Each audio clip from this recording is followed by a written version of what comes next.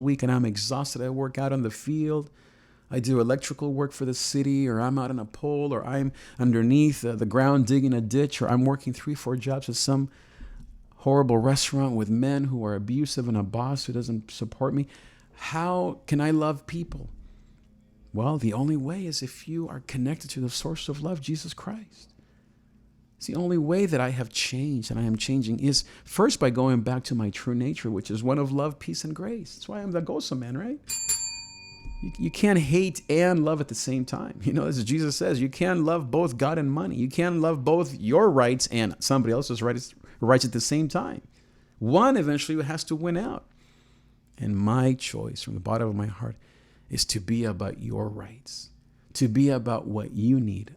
I'm not saying I'm Santa Claus. Again, even Jesus himself was crucified on a cross for preaching love and grace and unity. So we have a long road ahead of us, but I am the first in line to say, I want to be the president of my own life. I want to be a president of peace and of joy and of oneness and of love and inclusivity.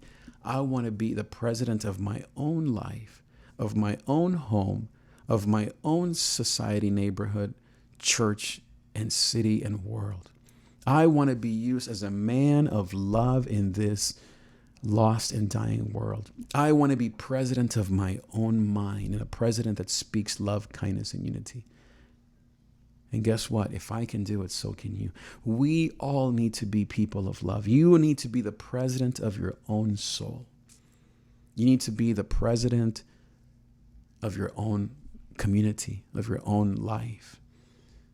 And the only way that you and I can be men and women of love is by connecting to the ultimate source of love. Jesus said, I am the way, the truth, and the life. Jesus said on the cross, forgive them, for they do not know what they do. That is an amazing, amazing example. That's how our example is. Jesus is our example. He is the ultimate president. Now, what I want to do is to be a president of love of my own life and mind and soul. And to then have that love that comes from God. First of all, heal and remove hate and violence from my own heart. Confessing that to God and saying, Lord, forgive me for every time that I've divided, that I have looked down upon somebody, that I have defended my rights instead of somebody else's rights. And second is to give love to everyone that I meet. It's to give love to you online. It's to give love to people that I know in real life. It's to give love to my own home, my child, my wife, my friends, and of course, my church, city, and the world. It's to give love to people in need, because what the world needs are presidents of love. You and I are presidents of our own hearts and mind. You're not president maybe of a company. You're not the president of a business or of the country, much less. But you are the president of your own soul, aren't you? You're the president of your own family, your own thoughts, your own actions.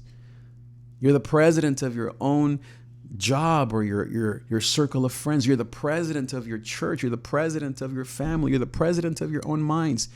Be a president of peace.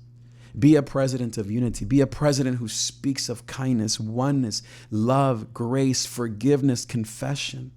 Be a president who's willing to stand for the oppressed, who stands for those in need, who stands for the children that are dying, that are suffering, for people with mental health issues, for the elderly who are alone and depressed.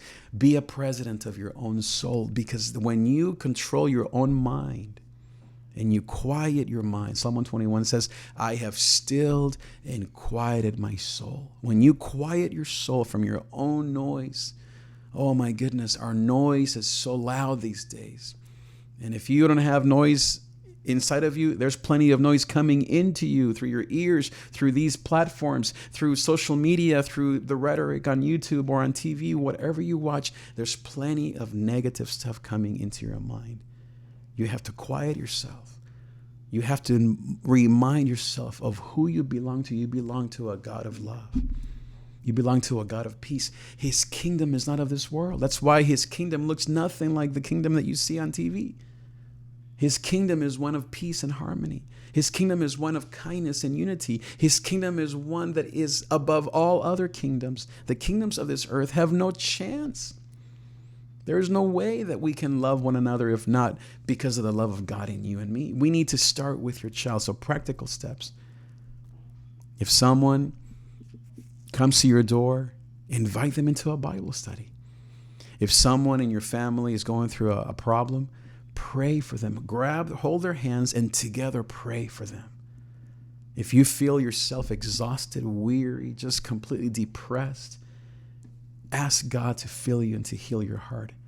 If you have a problem with your neighbor because the dogs were fighting or because of some car issue or parking issue, next time that you see them, pray for your neighbor. And in your mind, you say, Lord, bless my neighbor. Bless my friends. Bless the people in my life, at work, at home, at church.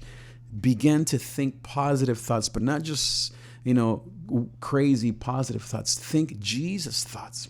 Think thoughts of love and kindness towards those around you. And every time that you find yourself going back to anger, getting riled up again about violence, you ask God, Lord, forgive me. Lord, heal my heart. Lord, I do not want to be that person anymore. I don't want to be apathetic. I don't want to just kind of like throw my hands up in the air and say, well, whatever. I don't know. I don't know what to do. Yes, you do. Ask the Lord of love to fill you with kindness, to fill you with love, and then go out into this world and do something great for this world. Do something filled with love and unity and peace. And together, I believe that we can change this whole world that needs so much of the love of Jesus. Leave me a comment below. Let me know, how are you going to love someone else today? Thank you so much for listening.